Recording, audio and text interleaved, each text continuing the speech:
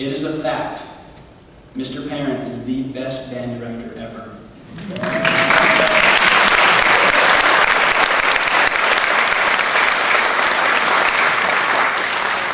And on that note, Mr. Parent.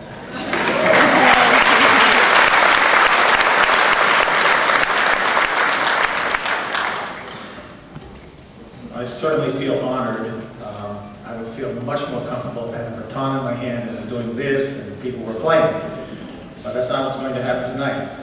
Welcome everyone, Honor Society inductees, the members behind me. They see the part that most of the audience usually sees of me. Administrators, fellow teachers, parents and friends. Well, what am I all about? I was born in 1947, and all you math whizzes, before you get there, it's 62 years ago. Went to school in a place called Winchendon. It's a small town in Massachusetts. You'll hear more about Massachusetts later. Graduated from high school there in 1965, and it was the largest graduating class from my high school. There were 103 kids in the total graduating class. I think there's probably 103 kids here today. I went to college in Minnesota, Bethel College out in St. Paul, Minnesota. In 1969, I graduated from college and came back home because I couldn't find a job in Minnesota. And I went to take the graduate record exams. But while I was home, I met a wonderful young lady. And we dated for about 2 weeks and I asked her to marry me. And she said, yes, that was 2 weeks. However, we had to wait 2 years till she graduated from college. So for 38 years, she's been the driving force behind this band record. I have 2 kids, 2 children. I have a son who's 34, lives in the area, works for a formal hospital. And I have a daughter who works for a law firm out in Minneapolis, Minnesota, so it gives me a reason to go to the Midwest, although I don't usually do that in the middle of the winter. Work experience. I've been in Newburgh 40 years. Yes, that's a long time. Probably twice as long as most of you are old. I started with a federal program in the inner city, working with inner city youth, doing instrumental music lessons and working to get them into junior high and high school bands. And then I worked in the elementary school at what I still call Montgomery Street School and always will. Montgomery Street, Broadway, and West. I worked for 3 years.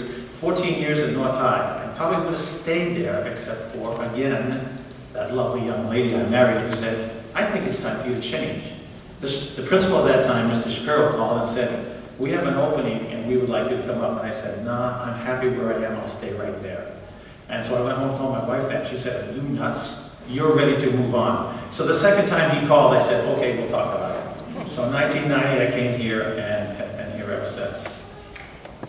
Inductees, congratulations. You've done a lot of things. And I've seen a lot of things, even though you may not know I noticed.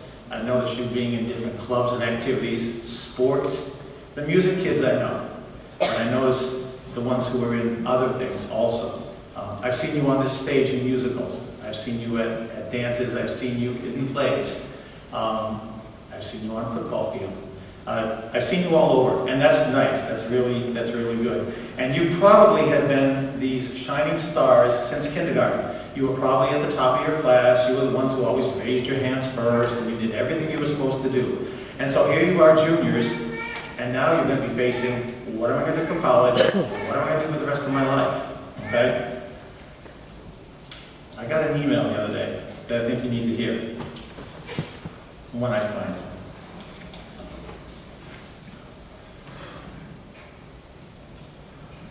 The way the story used to go. You used to go off to college, you used to pursue your passion, enter the workplace of your choice for a brilliant, fulfilled career. Well, that was the way it was till last fall when the economy took a nosedive. Now some things are changing. What do you think is going to be going on in the economy when you graduate from high school, when you graduate from college? Are you going to be able to get your dream career, or are you going to have to wait and be adaptable? And I think that's the key word of what I have to say to you tonight, is be adaptable in what you do. Have a passion, whether it's teaching, whether it's music, whether it's science or math. Have something you want to do, something that drives you. And then always work towards getting that. Never give that up.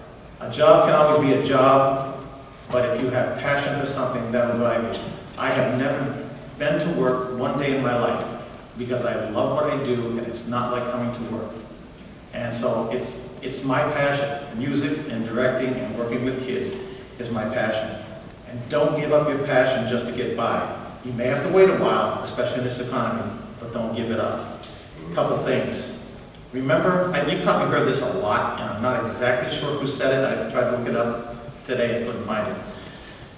I remember back in the mid-90s, one student said to me, I have a definition for excellence, and he told me what it was, and I liked it. And he said Walt Disney said it, but I couldn't find that.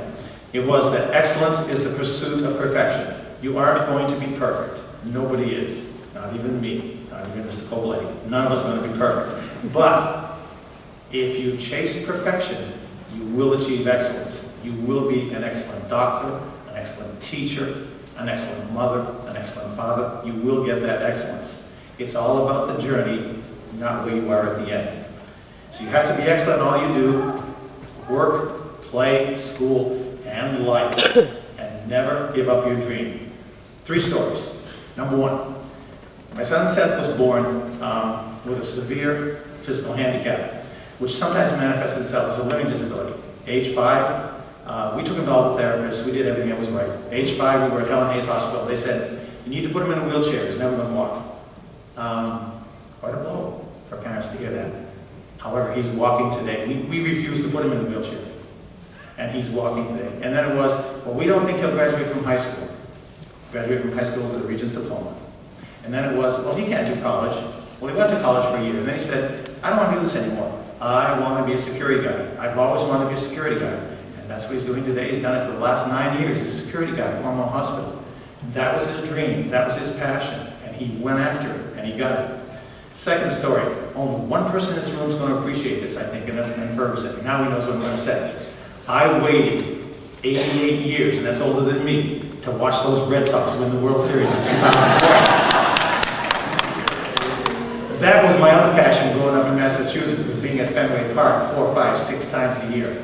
Watching the Red Sox lose and lose and lose, but the hope was always there. And sooner or later you get rewarded for that. Last story, and some of the kids in music have heard this. It's about Inductee program. I'm going to read it because it makes more sense when I read it. On November 1995, the violinist, it's a music story, Itzhak Perlman, performed at the Lincoln Center in New York City. He had polio as a child and walks with crutches. The audience waited patiently as he made his way slowly across the stage to his chair, sat down, put his crutches on the floor, removed the braces from his legs, settled himself in his characteristic pose, one foot tucked back, the other pushed forwards, bent down to pick up his violin, gripped it with his chin, and nodded to the conductor to indicate he was ready. It was a familiar ritual for the Perlman fans, the crippled genius making light of his disability before his sublime music transcended everything. But this time was different. Just as he had finished the first few bars, the Houston Chronicle music critic recalls, one of the strings on his violin broke. You could hear it snap. It went on like gunfire. It went off like gunfire across the room. There was no mistaking what the sound meant. There was no mistaking what he had to do. It was obvious. Had to put down his violin, replace his braces, pick up the crutches, heave himself to his feet, make his way off stage, and either get another violin or restrain his crippled instrument. He didn't. He closed his eyes for a moment, signaled to the conductor to begin again. The audience was spellbound. Everyone knows it's impossible to play a symphonic work with just 3 strings. I know that and you know that. But that night, Itzhak Perlman refused to know that. He played with such passion, such power, and such purity. You could see him modulating, changing, and recomposing the piece in his head. At one point, it sounded like he was detuning the strings to get just the sounds he wanted, and sounds that had never been heard before. When he finished, there was an odd silence, and then the audience rose as one. We were all on our feet, screaming and cheering, doing everything we could to show him how much we appreciated what he'd done. He smiled, he wiped the sweat from his brow, raised his bow to quiet us, and then he said, not boastfully, but in a quiet, pensive, reverent tone, you know, sometimes it is the artist's task to find out how much music he can still make with what he has left. If you follow your passion, you will discover that you can make something happen with what you have left. And I hope that you do that. Thank you.